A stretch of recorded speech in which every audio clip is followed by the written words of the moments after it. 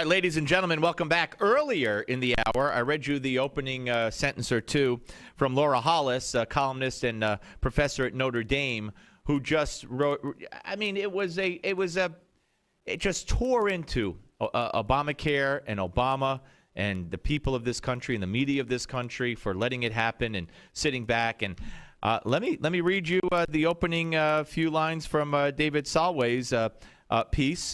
He's noted Canadian poet and essayist, and he is joining us momentarily. It says, let me begin with a categorical statement that given current events and recent political history can be easily defended. Barack Hussein Obama is a willful, indoctrinated child of the left with strong Islamic sympathies who is not fit to govern. I think that says it all. So let's say hello to David Solway. Hello, David. Oh, okay, we're almost ready. So, and it goes on from there, the three-page column. And okay, here he is. Let's now try to say hello. Hello there, David. How are you? I'm fine. How are you, Steve? Good. Thank you for joining us. I appreciate it. I read your piece, and it's just so heartening to come across people such as yourself who express what so many people, to one extent or another, are feeling, are believing, are saying, have been saying, and it's good to know that, you know, even though you're not right here, you're up north, you see what's going on here from afar. Well, it's perhaps because I have an advantageous perspective. I'm not like in the very middle of the volcano that's erupting south of our border.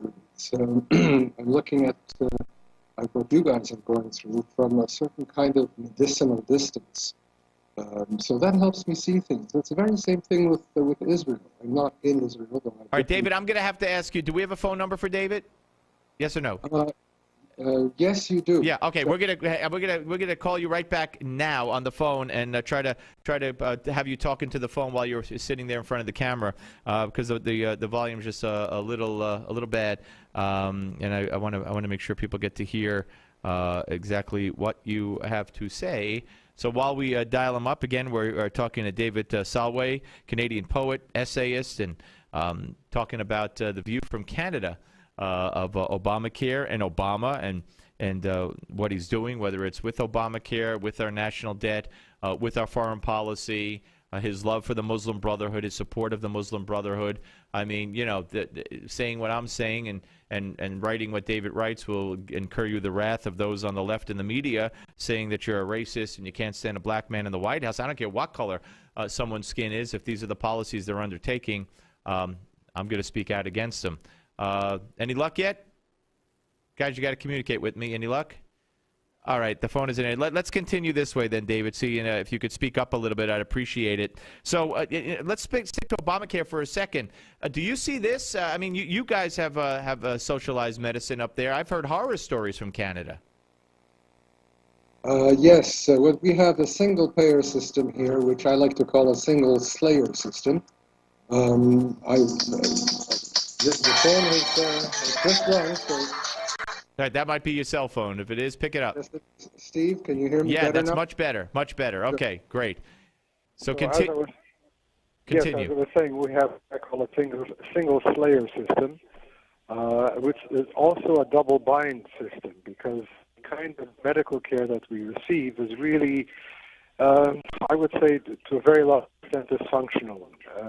Double bind because anybody who wants to get good medical care and medical care in time really has to pay out of his own pocket to go to some of the private clinics that are springing up clandestinely, unfortunately, or to fly to the United States where they can get better treatment and far more accelerated treatment. So it really isn't working all that well.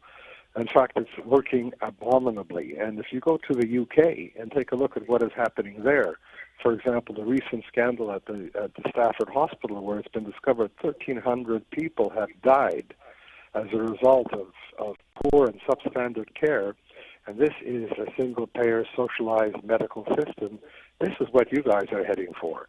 There was a lot wrong with the American system. There's a lot wrong with any system in the world. There's a lot wrong with human beings and any kind of system or construction that we create. We're human. We're flawed. But the American system, for all its faults, was far superior to what we have here, and obviously to what they have in England, which is what I call their medical system. I call Murder Incorporated. And we are, David, headed for death panels in this country, correct? Oh, Sarah was completely right. I mean, they mocked her afterwards, and they continue to mock her. But she is one of the most insightful of American political figures. I have followed her for years, in a way, and I've written several articles about her, and have been roundly condemned, even by some of my friends, for supporting someone who presumably is not as highly educated as they are. Sarah is a wonderful human being, and she sees very clearly what perhaps the more Ivy League educated people do not. And you're talking about Sarah Palin, of course. Listen, David, I'm sorry to say, because of the technical difficulties on both our ends, we're almost out of time here. I will have you back if we could set something up for next week. That would be wonderful. And in the meantime, have a Merry Christmas. Same to you, Steve. Okay, thank you very much. Sorry, folks, that's David Solway, Canadian poet and essayist. Look forward to having him back. Very insightful piece that he wrote, and he knows, he's seen firsthand the horrors of where we're headed with our medical system because he lives it. All right, folks, coming back, Hour 3, Steve Malzberg Show.